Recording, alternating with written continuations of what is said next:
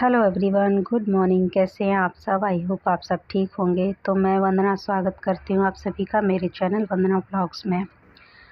तो सुबह का टाइम है और अब बजे हैं 7:30 और हस्बैंड थोड़ा सा लेट जाएंगे ऑफिस, इसलिए उन्होंने बोला कि सब लोग साथ में ही चाय पी लेते हैं, उसके बाद खाना बना लेना। मतलब बेटे के लिए पराठे कर दिए थे मैंने, क्योंकि बेटा चाय के साथ कचौड़ी खाता नहीं है और सिमी तो खा लेती है लेकिन साहिल नहीं खाता। तो इसलिए हम लोग क्या कर रहे हैं, अभी सुबह उठ के मैंने हाथ मुंह धो लिया था और पराठे वराठे बना चुकी हूँ। मैं गैस साफ़ कर दी है और अब जब तक हस्बैंड पूजा कर रहे हैं तब तक मैं रख दूँगी चाय, तो सब लोग साथ में ही चाय पी लेंगे।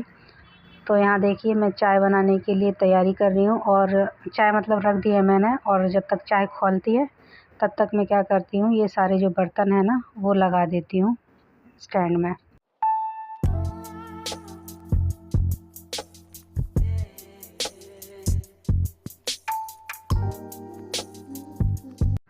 तो सर्दियाँ आ चुकी हैं और सर्दियों में दिन बहुत ही छोटे होने लगे हैं और दिन कब ढल जाता है पता ही नहीं चलता। काम करते करते घर में ढेरों काम होते हैं, तो छोटे बड़े लगा के हज़ारों काम निकल आते हैं दिन शाम तक। तो शाम मतलब 6 बजे दिन हमारे यहाँ तो ढलने लगता है।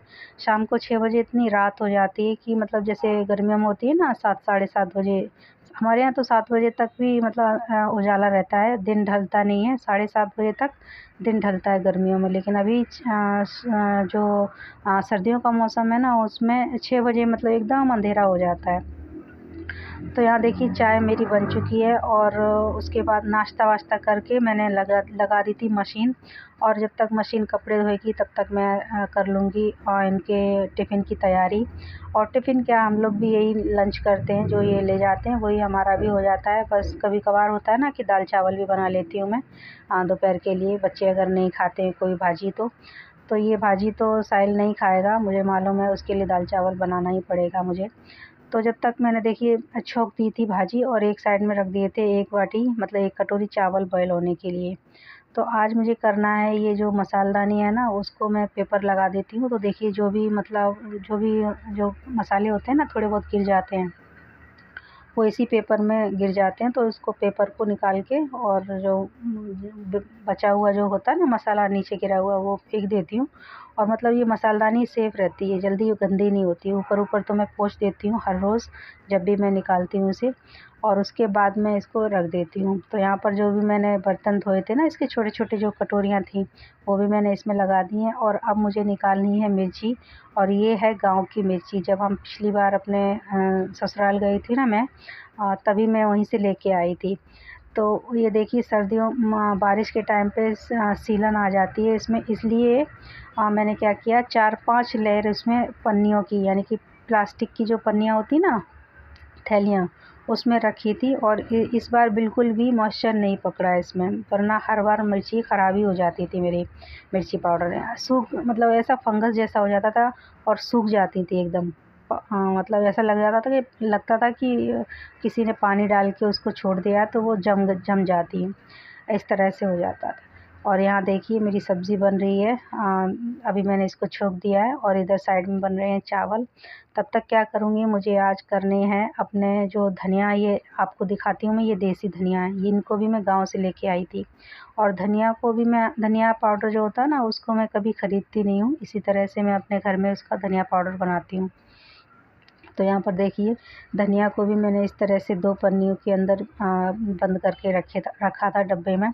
और अब क्या करूँगी, धनिया को पीसने से पहले मैं इनको थोड़ा-सा गरम कर लूँगी, जिससे कि इनकी जो भी मॉइस्चर हो ना इनके अंदर वो निकल जाए। तो यहाँ पर देखिए मैंने इनको निकाल लिया। अभी फ़िलहाल थोड़े से ही धनिया मुझे पीसने हैं, बाकी के बाद में मैं पीसूँगी। थोड़ी धूप अच्छे से आने लगेगी ना तब मैं इनको धूप में सुखा लूँगी और उसके बाद मैं इनका पाउडर बना के रख दूँगी।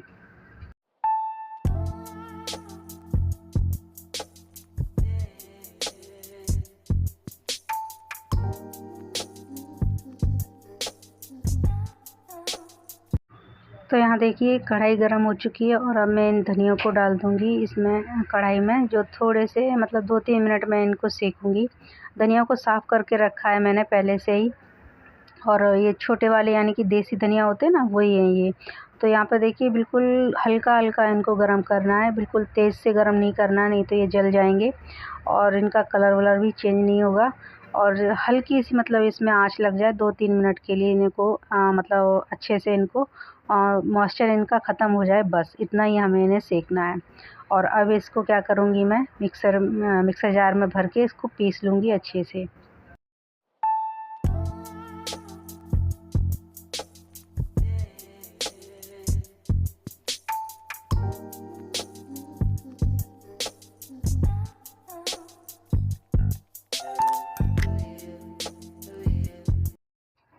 और धनिया देखिए पिस रही हैं, तब तक मैंने छोटे-बड़े काम जो थे ना, छोटे-मोटे काम जो बाहर के थे एक बार मैं चेक करके आई थी, मशीन भी मेरी चालू है, मशीन में कपड़े लगे हुए हैं।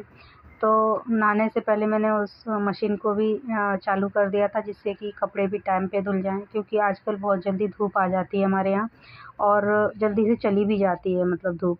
तो 4 बजे के लगभग चली जाती है, फिर मैं क्या करती हूँ रात में अपने रूम में ही वो जो कपड़ों का रैक होता है ना, स्टैंड, तो उसको भी मैं रात में अपने रूम में ही रख लेती हूँ, क्योंकि पंखा चलता है ना तो अच्छे से फिर वो सूख जाते हैं कपड़े।